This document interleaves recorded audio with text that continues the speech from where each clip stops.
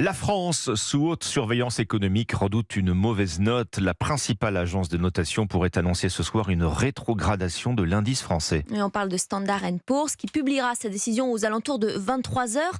Le risque, ce serait de passer de A à moins, de quoi effrayer forcément les investisseurs, faire grimper les taux d'emprunt et donc le poids de la dette.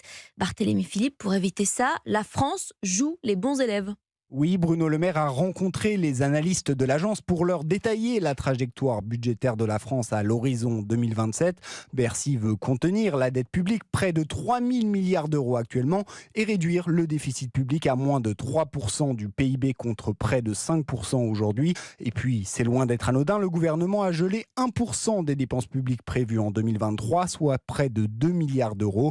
Mais pour l'économiste Marc Toiti, ces efforts ne suffiront pas. Si Standard & Poor's fait son boulot, elle doit dégrader la note de la France. Même si le gouvernement essaye de donner des gages de sérieux, il a annoncé il y a déjà plusieurs mois que le déficit public allait encore augmenter en 2023 et donc on n'est pas crédible, on ne tient pas nos engagements. Et selon son entourage, Bruno Le Maire est serein. Quand vous avez passé un examen, vous attendez le résultat, ça ne sert à rien de s'inquiéter, confie un proche à Europe 1.